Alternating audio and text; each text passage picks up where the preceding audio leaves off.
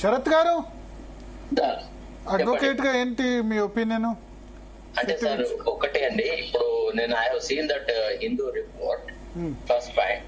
Second ఏంటంటే prime office అంటే వాళ్ళకున్న సోర్సెస్ తోని హిందూ వాళ్ళు చెప్పినారు అనేది. రెండోది, you are attaching too much of credence to Hindu reports.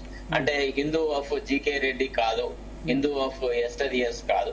Hindu కూడా అన్ని పత్రికలు డైల్యూట్ అయినట్టే హిందూలో కూడా జర్నలిస్టిక్ స్టాండర్డ్స్, లాంగ్వేజ్, తర్వాత కవరేజ్ తగ్గింది. తర్వాత హిందూ కూడా కొంత ఇటీవల కాలంలో కొంత అంటే లెఫ్టిస్ట్ బయాస్ అనేది ఎన్ రామ్ నుంచి స్టార్ట్ అయింది, అట్లా జరుగుతుంది. First point. సెకండ్ ఏంటంటే క్రిమినల్ ట్రయల్ అంటే legally speaking it starts with framing of FIR and it ends with the entire trial is over and judgement pronounce చేసే వరకు. అండర్ 173 కింద ఏ దేశంలో కూడా మళ్ళీ ఇంకా ఏదైనా కొత్త ఇన్ఫర్మేషన్ వస్తే ఛార్జ్ షీట్లు, అడిషనల్ ఛార్జ్ షీట్లు ఫైల్ చేయొచ్చు. ఇప్పుడున్న పరిస్థితులలో అసలు ఛార్జ్ షీటే ఫైల్ కాలేదు. సో ఈ దేశంలో మనము అసలు వాళ్ళ పాత్ర ఉందా, వీళ్ళ పాత్ర ఉందా అని ఒక నిర్ణయానికి రావడం అంత కరెక్ట్ కాదు. అది that is my point of view. రెండోది ఏమంటే, ఇప్పుడు ఈ సినిమా తారల పాత్ర అనేది చాలా బహుళంగా చర్చించబడ్డది. చాలా మంది కొంత సోషల్ స్టాండింగ్ ఉన్న వాళ్ళు, కొంత పొలిటికల్ స్టాండింగ్ ఉన్న వాళ్ళు, తర్వాత పొలిటికల్ అక్కస్ తో కూడా వాటిని ప్రస్తావించిన మాట వాస్తవం. ఇక రెండోది, నేను I was hearing mister Krishank, his father was my friend. అయితే విషయం ఏంటంటే, ఈ మేకింగ్ ఇన్రోడ్స్ ఇంటూ ప్రైవసీ, ఆర్టికల్ 19 లో, ఆర్టికల్ 21 లో ఈ రైట్ టు ప్రైవసీ అనేది చాలా మోస్ట్ వాల్యూడ్ ఫండమెంటల్ రైట్.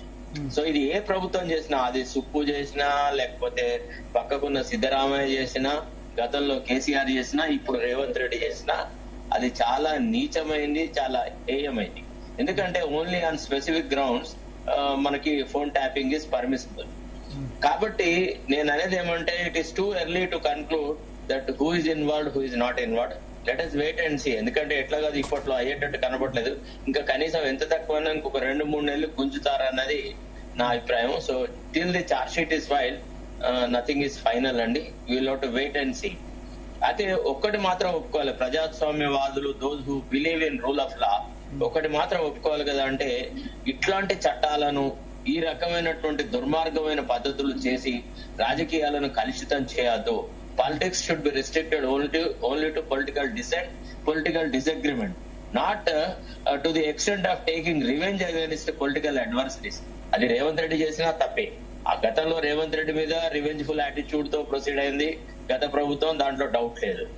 ఇప్పుడు కూడా రేవంత్ రెడ్డి ఒక కొంతమందిని చాలా వ్యక్తిగతంగా అటాక్ చేస్తూ ఆయన మాట్లాడుతున్న తీరు కూడా చాలా గర్హనీయం. ఒక ముఖ్యమంత్రిగా అది ఆయన స్థాయికి మించింది కాదు. ఇప్పుడు వారి భాష మీరు గమనించే ఉంటారు. ఇద్దరు ప్రతిపక్ష ఎమ్మెల్యేలను పట్టుకొని బిల్లా రంగా అని ఒక హత్య చేసి మరణ శిక్ష అనుభవించిన వాళ్ళతో పోల్చడం కూడా, ఇది this political discourse is something nauseating అన్నమాట. So in my view it is too early to judge either వే.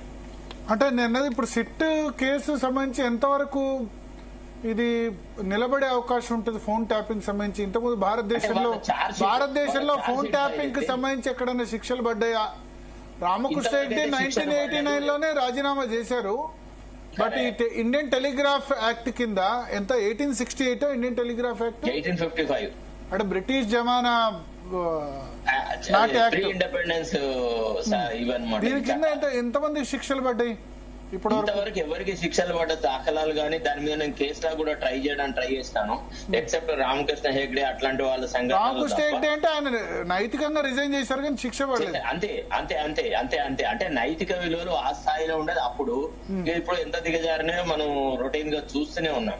అయితే ఒకటి ఏంటంటే భరత్ గారు, శిక్ష పడుతుందా పడదా, నేరారోపణ వస్తా రాదా, కానీ ప్రజా జీవితాన్ని కళంకం చేయడం మాత్రం కరెక్ట్ కాదు. The younger generation, the new breed of politicians though are coming into politics, వాళ్ళు కొంత ఎడ్యుకేటెడ్ సెక్ట్ ఎక్కువ అయింది. కాబట్టి వీళ్ళు ఆలోచించుకోవాలి మనం ఏ స్థాయిలో ఏ రకంగా రాజకీయాలు చేయాలని. కాబట్టి డెఫినెట్లీ ఇది మొత్తం ఇన్వెస్టిగేషన్ కంప్లీట్ అయ్యి ఛార్జ్ షీట్ ఫైల్ అయినాక మనము అంటే ప్రిలిమినరీగా ఒక ఒపీనియన్ కి రావచ్చు. అంటే ఫలానా వాళ్ళు ఇన్వాల్వ్ అయి ఉన్నారు, ఫలానా వాళ్ళు ఇన్వాల్వ్ కాలేదని. ఇప్పుడే మనం చెప్పలేం. వ్యక్తిని కూడా ట్రయల్ లో పిలవచ్చు. ఒకవేళ భరత్ గారు క్రిమినల్ ట్రయల్ యొక్క బ్యూటీ ఏంటంటే చార్జ్ షీట్ లో పేరు లేదు, అయినా సరే judge garu during the course of examination of witnesses he finds a doubt, no I'm doubt suspecting the role of some other person, he must have played a background role in this అని అన్నప్పుడు judge గారు స్వయంగా suo motu వాళ్ళని examine చేయొచ్చు, లేదా state కి direction ఇవ్వచ్చు, మీరు యూ సమన్ హిమ్ అని, అట్లా కూడా చేయొచ్చు. కాబట్టి it is too early now. Okay okay. Krishank గారు, ఇప్పుడు విచారణ